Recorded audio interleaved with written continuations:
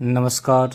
आप सभी दर्शकों और एकलव्य संदेश की तरफ से हमारे देश के पूर्व प्रधानमंत्री डॉक्टर मनमोहन सिंह जी को भावपूर्ण श्रद्धांजलि अर्पित। हमारे देश के सबसे बड़े अर्थशास्त्री पूर्व प्रधानमंत्री डॉक्टर मनमोहन सिंह हमारे बीच नहीं रहे।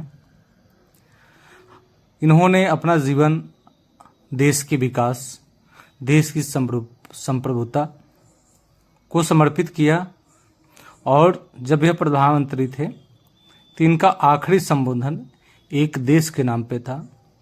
आइए उनके संबोधन को सुनते हैं कि देश के विकास और देश की उन्नति और देश की संप्रभुता को अपनाने के लिए इन्होंने देश के नाम पे जो संबोधन किया। आइए उनकी बातों को सुनते हैं और विनम्र श्रद्धांजलि अर्पित करते हैं। प्यारे देशवासियों, आज मैं आपको प्रधानमंत्री के रूप में आखिरी बात संबोधित कर रहा हूँ।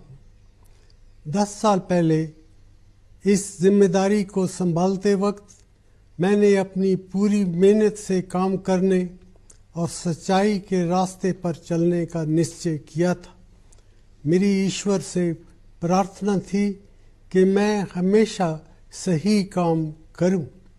आज जब प्रधानमंत्री का पद छोड़ने का वक्त आ गया है, मुझे एहसास है कि ईश्वर के अंतिम निर्णय से पहले सभी चुने गए प्रतिनिधियों और सरकारों के काम पर जनता की अदालत भी फैसला करती है। मेरे प्यारे देशवासियों, आपने जो फैसला दिया है हम सभी को उसका सम्मान करना चाहिए। इन लोकसभा चुनाव से हमारी लोकतांत्रिक व्यवस्था की जड़ें मजबूत हुई हैं।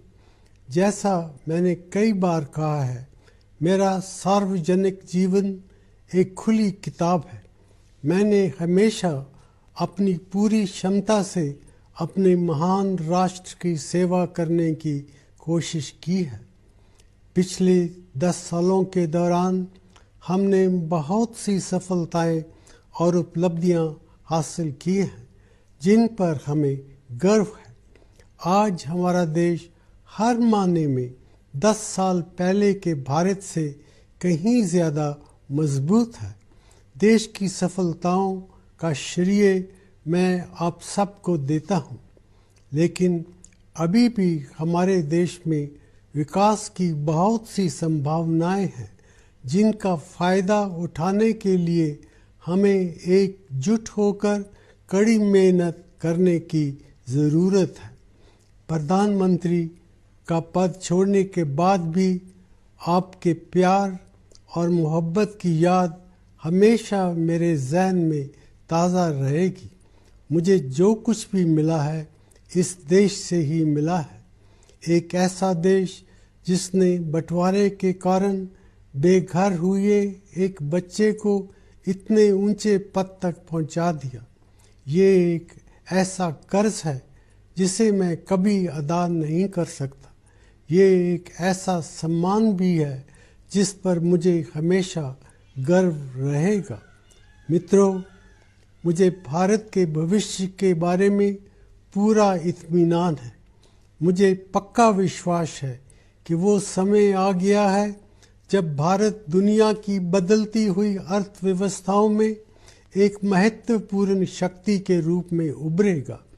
परंपरा को आधुनिकता के साथ और विविधता को एकता के साथ मिलाते हुए हमारा देश दुनिया को आगे का रास्ता दिखा सकता है।